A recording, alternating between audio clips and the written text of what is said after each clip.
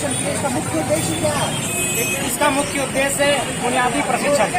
हमारी जो लड़ाई है सरकार और हम कार्ड विभाग से कि हमारी सारी प्रक्रियाएं पूरी हो चुकी हैं, लेकिन हमारा जो बुनियादी प्रशिक्षण है वो अभी तक दिया नहीं गया है। इसलिए हमारी लड़ाई है कि हम लड़ेंगे ताकि उदास मौसम के लिए, हम लड़ेंगे हम पर हो रहे शोषण के लिए, हम लड़ेंगे कि बिना गूंज के सत्ता हिलता ही नहीं, हम लड़ेंगे कि लड़े बगैर कुछ मिलता ही नहीं।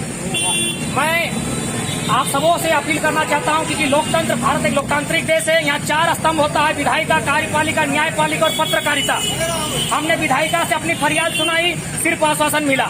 हमने कार्यपालिका के समक्ष अपनी बातों को रखा, सिर्फ आश्वासन मिला। इसलिए आज मैं पत्रकारिता के माध्यम से सरकार तक अपनी आवाज बुलंद करना चाहता हूँ कि संविधान, क्योंकि भारत देश एक गणतंत्र देश है, यहाँ एक व्यक्ति को जन्मसिद्ध अधिकार होता है। हमारे देश का संविधान जो सर्वोच्च ग्रंथ है इस देश का, अनुच्छेद 12 से लेकर अनुच्छेद 35 तक हर नागरिक के लिए कुछ कर्तव्य निर्धारित करता है। लेकिन आज हमारे कर्तव्यों का, हमारे अधिकारों का हनन किया जा रहा है। बड़े दुख की बात है।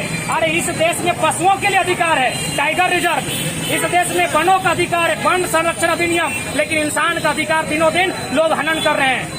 कहा जाता है कि भारत देश किसानों का देश है, गलत बात है। कागजों में भारत देश किसानों का देश है, वास्तव में भारत देश चंद पूंजीपतियों का देश बन के रह गया है। सत्ता आज जो भी सरकारें आती हैं वह सबसे पहले युवाओं को टारगेट करती है कि युवा के हित में काम करेंगे, लेकिन सरकार बनने के बाद वे आराम से सो जाते हैं और युवा सड़क से लेकर सदन तक संघर्ष करते हुए नजर आते हैं।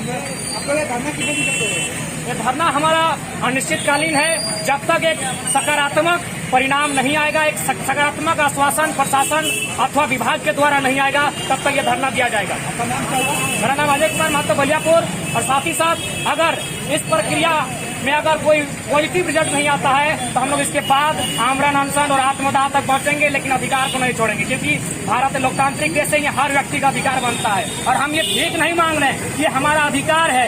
हमने लॉन्ग जंप दिया, हमने हाई जंप दिया, हमने 1600 मीटर का दौड़ दिया, हमने थाना वेरिफिकेशन किया, हमने बॉन्ड पेपर भरा, हमने बैंक अकाउंट तक खुलवाया।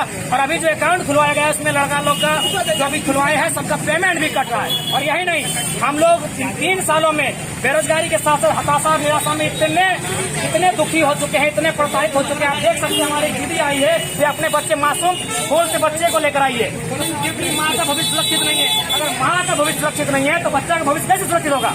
तो सरकार को इस बारे में सोचना होगा। और कहा जाता है कि जब लोगों का अधिकार हनन होता है तो आदमी 2 रास्ता अपनाता है, या तो साधु सन्यासी बनता है या तो अपराधी बनता है। ये सरकार तय करेगी